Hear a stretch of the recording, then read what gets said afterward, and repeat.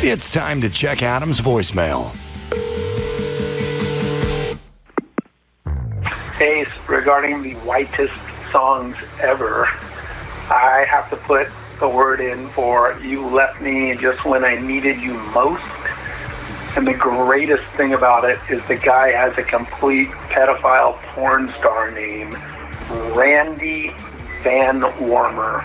His actual name is Randy Van Warmer. And as cool as that is, the song is absolutely not cool.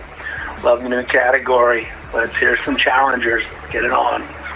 You can leave us a message at 888-634-1744. Van Warmer. Maybe he can drive the Crow van. Yeah. And just when I needed you most, you left me. Yeah, white guys complain about chicks dumping on them. The biggest puss fan is Brad. Brad is like, should just be called cuckold. Like they just whine about reading diaries underneath trees and having rooms, and he's like singing to the woman like, you can leave and get with another guy, but I'll still have your room open for you if you ever want to come back. Like, see, that's one thing the black man has mastered. They sing about what they're going to do to the chick sexually. You know what I mean? They're going to rub them down. They're going to oil them down, and they're going to get busy on them. But they don't sing about being friends and getting to know you and not wanting to push on you or get in your space. It was 60s. We have the pedophile rock, Dawson. We got to put together wuss rock. Yeah. I'd like to get to know you. Yes, I would. Well, I'd like to get to know you. Like, just sing about, baby, be friends with you. There's a 60s. It's like 68 to 71. There were just a bunch of wuss rock. Like Something tells me I'm into something good. Well, I will say Herman's the beat, Hermits, he's holding their hand and shit. But that's a little earlier. And they had to say, I'm holding your hand and I'm walking you home and stuff, because they couldn't say I'm balls deep on a futon. They couldn't do it. Later on, we redeemed ourselves with the song Chevy Van. Come up, take me by the hand. We made love in my Chevy van, and that's all right with me. That's a story about a guy cruising into town in a custom van, picking up a hot underage chick barefoot, takes her out to the river, basically bangs her by the river, and bangs her in his Chevy van, and then just drives her back into town and just releases her. I mean, it's a story about abduction and rape more than is anything, but that's the early 70s. But we had that span of getting to know you. Blame Sonny and Cher. Every one of their songs was, I want to be friends, I want to get to know you, I want to hang out, I don't want to do this, I don't want to do that. It's like late 60s white wuss rock is essentially what that is. So men have turned to women in the past. Oh, yeah. There was a 60s, I'm going to put some beads on, and I just want to hold hands. And now, look. Dudes figured out, it was like Occupy Wall Street. The women were there because they hated what Wall Street was doing to the American people. The dudes were there to try to bang those chicks, but they had to pretend like they were down with the cause. Yeah. You see what I'm saying? Always happens. Yeah. And so there was a period where dudes realized that wearing the Letterman jacket and being the captain of the football team was just scaring the bitches. Like, you're too big and scary. What if we went wafy, kind of dressed like you dress? Exactly. And we put on, like, we go full flower power, and we'll put on a lot of beads and shit, and then we'll go to the Monterey Pop Festival with you. We'll go to Woodstock and whatever. We're still trying to bang you. Yeah. But we're trying to blend and bang. We're blending in. It's camouflaged. Like, you dress yourself up as a lesbian to get laid. Well, look, yes. You You look at Sonny Bono. Sonny Bono was a beatnik hippie in the 60s, and then later on he's the congressman from Palm Springs, and he's wearing a 3-piece suit, and he's got a mustache. And he's But uptight. usually he dressed like a figure skater. He just dressed like whatever anyone wanted so he could infiltrate. And when he's running for Congress, he dresses like that guy. And when he's trying to bang runaways, he dresses another way. That's all. He just, whatever it took. Whatever it took. Yeah. You understand? I got it, yeah. Okay. An adaptable Sonny. Yeah, you called adaptable. I personally don't like that quality in a man. Yeah. Myself, but okay. Oh, we have all 4 Expendables posters. Oh, yeah. But still not there. What is the eagle? Are you sure it was the Expendables and not that movie, The Losers? No. What? No. All right. I made a mistake. It's all right. We all made do. a mistake. I need the poster from Con Air. Yes, Dawson. I need the Con Air. Dawson knows you too well. Well, the Expendables, look. Yeah, touche. A skull with a crow You're right. standing on top of the skull It's head. in the same filing It's not going to cabinet be in your bad. head. Yeah, it's you're not right. going to be bad. Great logo. It's good for our van. It is. It's good for the community. I mean, look, the decal is going to look sweet. It's bad for Antifa, but it's good for store owners in the neighborhood. You know what I mean? But it is now. Keep in mind, Con Air's like that's a hawk or an eagle or something. I don't think it's a crow. No. So we might have to modify. We can modify. We can modify. I mean, look, we got a graphic. We'll get AI on it. Yes. Oh, sorry. Yeah. It's on the post. What did I say? Jailbird. It's the poster. I think that we're looking for. But yes, I think it's on the poster. But yes, the jailbird. It's the eagle coming from the sky. Look, what I'm going to do is I'm going to talk to producers of both films. All right. And I'm just going to go, look, we need your logo, the law enforcement community behind me, and we're just going to sort of make a hybrid. We're going to sort of take ideas from this and put it onto that. Okay? Just type that into ChatGPT. I think we can bypass a lot of these producers. You may be right. All right, what's your story over there? I got some news here. The Gen Z is turning to traditional trade jobs amid fears the AI will soon replace many white-collar careers, a new survey has uncovered. Yeah. Yeah. Well, it's gonna. But it's interesting. So we thought truck drivers were going to be out of work. Nope. And we thought, and they may, there may be self-driving Partially, trucks yeah. and fast food workers, but we forgot about plumbers and, there it is. Let's see if I can see it. Con Air. Yeah, I got to see that bird in Con Air. So it's pretty much, if you're a plumber or electrician or Yeah, that's what the something, guys you're are never running going to to. you're never going to be out of work. Plumbing, welding, electrical work, including 37% of those with a bachelor's degree. So even people who are educated and can't find a job in their industry are turning to trade work. Yeah, it's good. I think a lot of people think the ultimate, they want comfort in their job, but purpose is more important. That's true. You got to have purpose. You have to have a feeling. There's something in life that a lot of people don't get to experience, and it's the most important part of life. And losers never experience it. It's beginning, middle, end, and then repeat. Beginning, middle, end. A lot of people that don't have a successful life, it's one big middle. Yeah. It's when I think back on, my mom didn't have a happy life. Her life was just one big middle. It didn't really have, you go, I'm going to write a cookbook. And you sit down, you start writing a cookbook, that's beginning. And then at some point, you're working on the cookbook and you're in the kitchen and you're experimenting, or you're taking a picture of lasagna, whatever it is. You're finding a publisher, you're self-publishing. You're striving. Right. Yeah. And then at some point, the book comes out on this date, and you're going to be at the Barnes & Noble in Sherman Oaks, and you're going to signing these books, and people are physically handing you your book. That's the end. That's a beginning, middle, end. Then there's a version of that where you go, I'm going to put a carport at the end of the driveway. You know what I mean? And then you sit there and you start designing it and you look at pictures and you go, I like that one.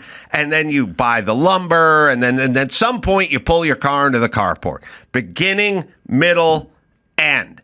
The people that have shit lives, it's one long middle. Yeah. There's never any of that. And the good part is the part where you write the book or you make the carport. And if you do enough of that, it gets easy. But if you don't, if you never do it, everything's impossible. You can't figure out a way to finish stuff and to do stuff and whatever. When you sit in a cubicle and you do data entry, it's one long middle. I know. Everything's just a middle. But when you run, when you do a job, like, electrician, plumber, like whatever that thing is, it's a beginning, middle, end. I mean, the guy came over here. He put a charger outside, electrician.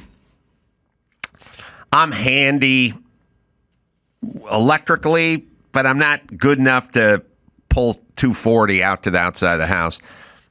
Or I probably, you could probably kill myself. But exactly. This guy shows up at 8 in the morning, and somewhere around 5 o'clock. The thing's on the outside of the building, and he's going, plug it in, test it out. Plug it in, a little light comes on, and he's done. He's good, beginning, middle, end. He pulled up. That was the beginning. The whole day was the middle. Like the natural way that a human gets dopamine, like, this task is complete. Yeah. Right? Yeah, you have to have that. And so when you work in the trades, you definitely have a day full of beginning, middle, end.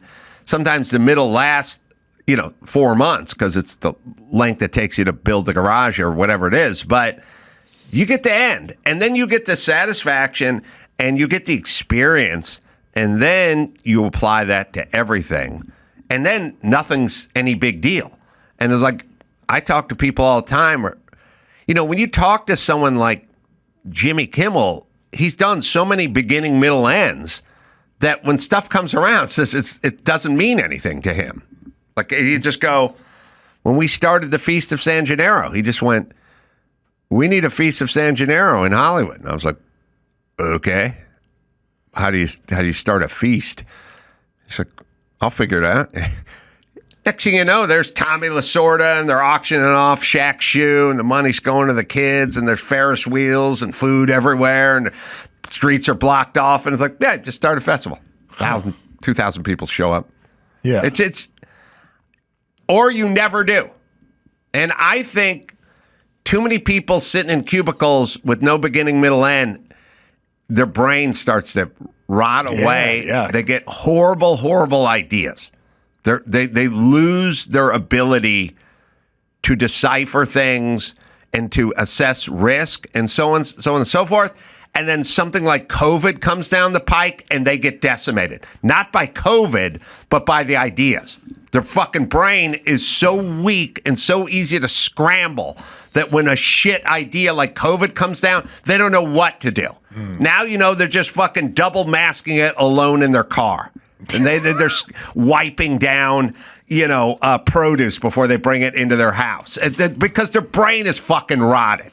So we need people to get back to this so we can have plumbers and electricians, but also so we can have people that can fucking think. Yeah. All right. Another factor is the average cost of college in the United States has more than doubled over the past 24 years to $38,000. Is that for 4 or per year? Yeah. 4. I guess per year. Yeah. $38,000 a year? Yes. It's such a fucking waste. I don't even know. I didn't even know where to begin. Well, it seemed like a whole marketing stunt that they perpetrated over 100 years where you have to have this piece of paper to prove that you're smart enough to work at our company. Listen, they did this. They did it. I think they got the wives. They got the women. The women are the tone setters. Yeah. You know what I mean? Like, I would sit around when my kids were like 15 or whatever, and all the moms would go, and you got to get the tutor, and they got to take the PSAT, and I'd go, yeah, I don't care. They could go learn, just get a fucking job, learn a skill, be happy, do something, and everyone's like, what are you talking about? You got to start putting money away for college. You got to have money for college. I got to go to college, and I'd go, or not. I don't care, or not. I don't care. You're talking to the wrong guy. Yeah. You're talking to a millionaire who's never been to college. I figured it out. You can fucking figure it out. All the guys I know that are successful dropped out of college, pretty much. I mean, except for Dr. Drew. He needed his whatever. All the other people, they pecked away a little, and then they got bored, and then they went and did something else. Yeah, I wager that most jobs out there that require a college degree would more, you could do it like hands-on training and learn it in a year. You know what I mean? Yeah. If you just, most people, if you're smart enough, if you focus on a trade, now you can't be like a journeyman carpenter in a year because there's too many facets of it. But if you just want to be an electrician and you just want to, or plumbing or HVAC or drywall or something, you just stick with one lane, you'll be good fast. But I'm saying if you have an apprentice, after a year, this guy has a good set of skills. Even in mixed martial arts, I can coach a guy for a year and he has a well-rounded, he's not a master, but he has a well-rounded set of skills. How often do you have to coach him? I mean, daily, preferably. You know what I mean? How long each day? 2 hours in the morning and afternoon, 2 hours at least. Oh, 2 in the morning and 2 in the afternoon. Yeah, at least so you get, maximum training camp, and your body can only do so much so hard. I prefer to have my guys really go for an hour and a half hard and then rest and then do another hour and a half. Because, that afternoon. Yeah, that way you have enough time to do active recovery and come back stronger. And it's a mental thing where I have to have this guy's head clear so he can pick up a new skill. Are they doing cold plunges and saunas and all that stuff? The smart ones. Yeah, the smart ones. Where are they accessing all this stuff? The Forge Boxing and Fitness out near downtown has an entire recovery unit inside the gym. What's in there? Cold plunge, barometric pressure, the UV light sauna, like regular hot sauna. Like it's a full service gym, like where they understand that recovery is a huge part of performance, and so they make that ingrained in the training instead of having to go find some weird bathhouse to do that in. That could lead to trouble. All right, what else you got? All right, next up, the Senate unanimously approves a $25,000 tax break for tip workers. I have turned the corner and gone a different direction on this, and I think it's going to be wildly unpopular. Yeah? A lot of my opinions are wildly unpopular. But let's break it down. I think we all sit around and we go, yeah, these guys, these tips, leave them alone. Why? That tip's their money. Why not their money? You get a tip. Why should it be taxed? These people are working hard, bartending, servers, whatever. Let them keep their money. It's a tip.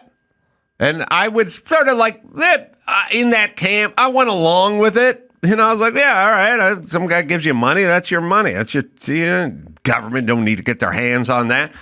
But let's break it down. There's a thing that bothers me with tipping, and it's always bothered me, in that when I was at the end of my carpentry career, I was making $15 an hour, just flat rate. And I drove a truck. I had tools. I had a lot of tools. Like, you got to have your own arsenal of tools, expensive tools. And, I would show up. I knew how to build cabinets. I knew how to build whatever it is. And I'd come in and I'd work. And I'd work, 8 hours, and it's $120 a day. And then taxes would be taken out, And I had like 10 years of experience. And then my roommate worked as a bartender, like Tequila Creek or someplace. And he'd come back at the end of the night he'd work like a 4-hour shift or a 5-hour shift. By the way, getting phone numbers, talking to chicks, making cocktails. He'd come back with $180 worth of cash, you know, and I'd be like, you don't have a skill. You know, making pina coladas is not really a skill. I have a skill. I drive a truck. I'm busting my ass. I'm up at 6 a.m. and whatever. I'm reading blueprints. Yeah. And you're making more money than me, and you're coming back with phone numbers. I never came back off a job site with a phone number. Yeah. And I was always jealous. And also they had cash, you know? And, you know, then you get a little older and you go out with the boys, you know, and you go to a nice steakhouse and you order some drinks and maybe a bottle of wine or something, and the thing comes to $600-$800. I mean, I've been out with William Morris guys at sushi places and stuff with the company card and stuff. I've gone out and spent $2,000, you know? And then you're working the tip out, you know? You're like, okay, let's see, 10% is 200. It's 400. Let's give her $500, you know? It's always somebody at the table drunk, like, it's because she's hot. 23-year-old hot chick's been... She's working 6 other tables, too. We're not the only people in the restaurant. She's got other tables. You talk to chicks who've done bottle service and shit, they're walking out of there with thousands of dollars. I mean, on a good Saturday night, some NBA baller comes in, gets the bottle service. Fuck that. Tax the shit out of it. Why the fuck? I'm fucking on a roof all day. I'm fucking on a roof getting $15 an hour from the government. Everyone's like, tax the shit out of that, bro. Tax him up good. What have I just said? Hey, man, I'm working hard. I don't want to be taxed. People will be like, fuck you.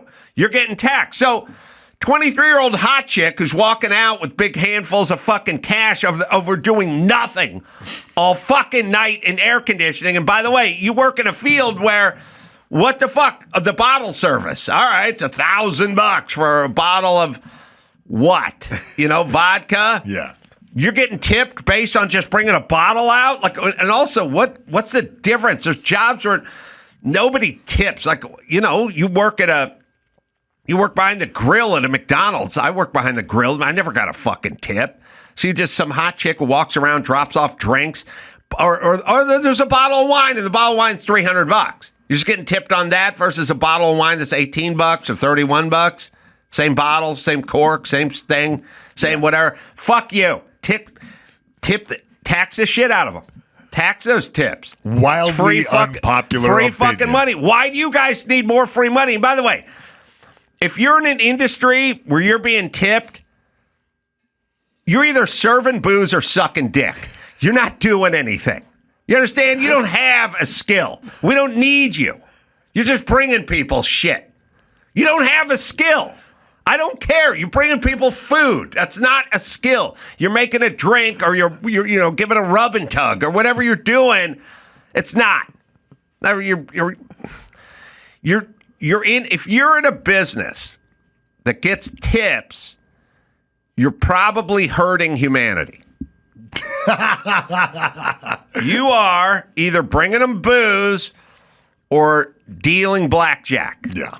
You're doing something. There's in the some vices. vice. There's some vice world. You're rub and tug. You're doing something.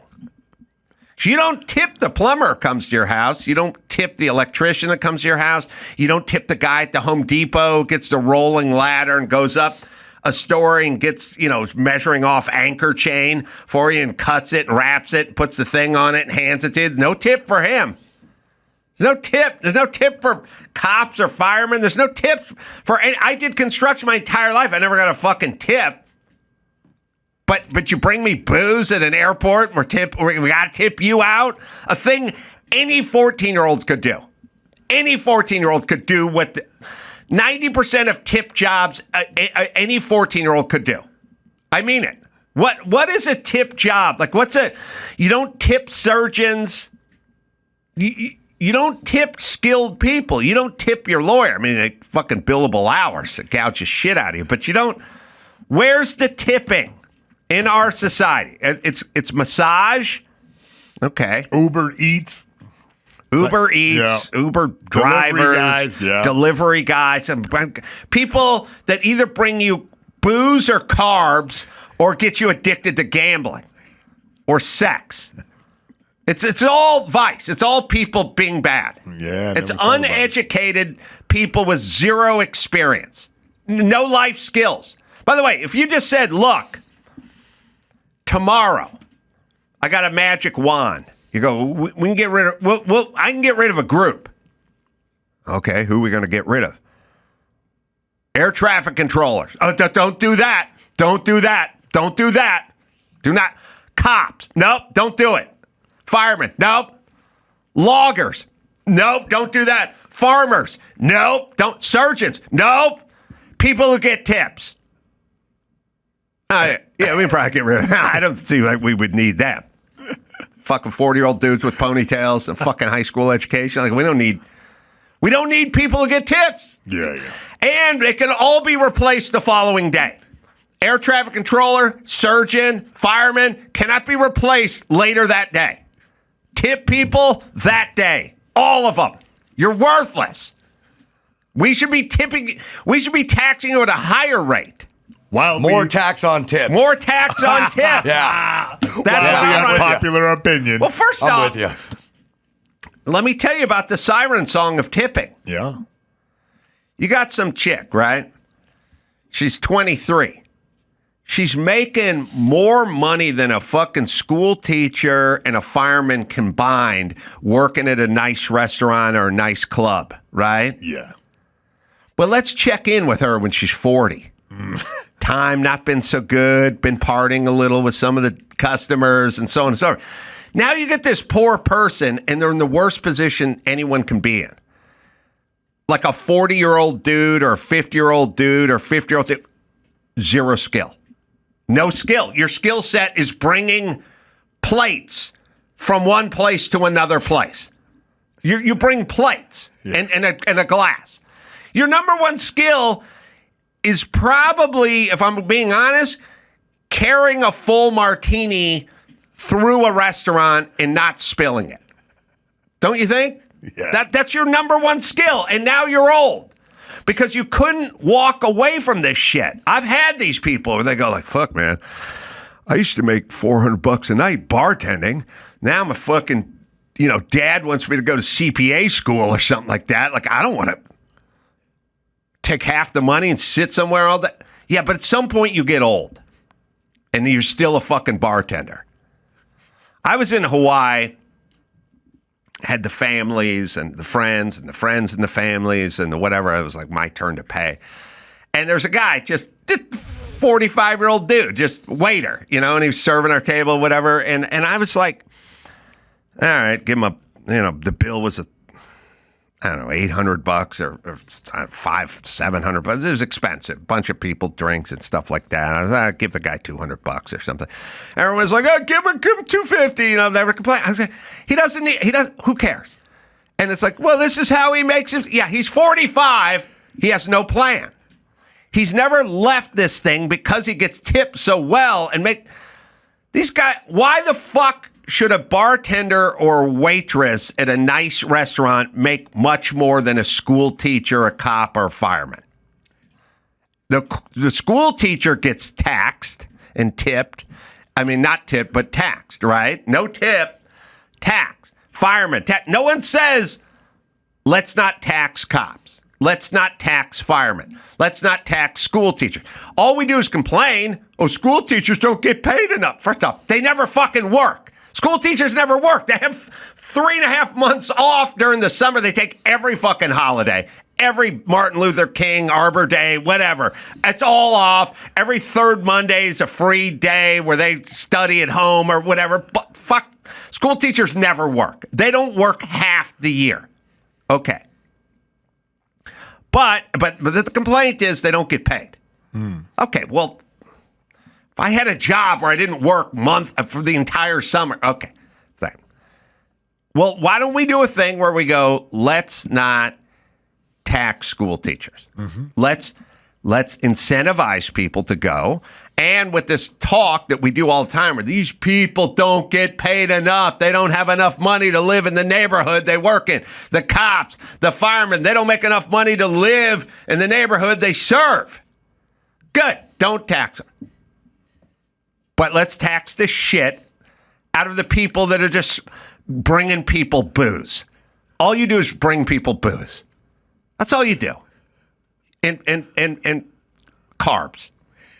Okay. All right. I'll thin it out more. All right. If you're low end tip gig like Uber Eats or something, you're dropping pizzas off and stuff, fine. We won't tax it. Also, but I don't want to incentivize. Why are we attracting people to a skillless, endless, dead-end job where you just bring people booze and carbs?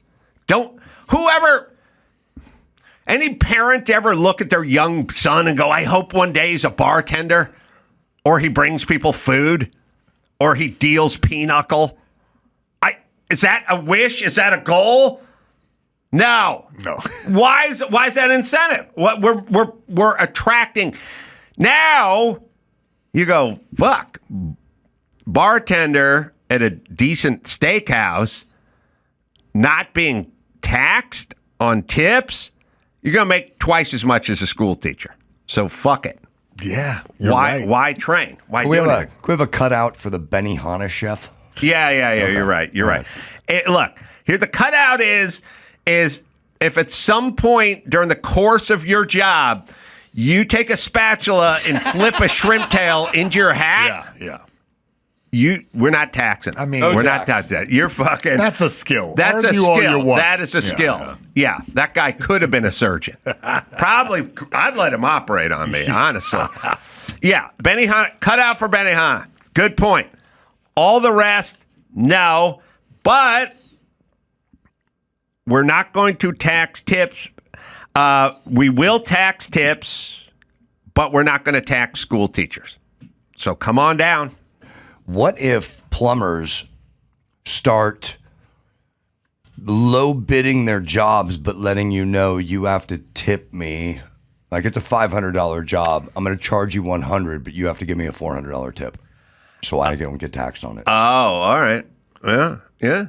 I think they're going to limit it to service industry stuff. But I would be down with having jobs that, let's say, didn't attract people traditionally. Won't this make some exploits? Like people will go, okay, now I'm in service industry, you know. I think you're going to have to work at a bar or restaurant or at a casino or something like that. And it only goes up to $25,000. Oh, yeah? Yeah, so that, the bottle service girl will start having to pay. Tax free though, $25,000 Right, tax free. nice. You're paying $12,000, $10,000 in taxes on that 25. So that's a shitload of money. Yep. Comedians never get a tip. We should get tips because we're the truth tellers.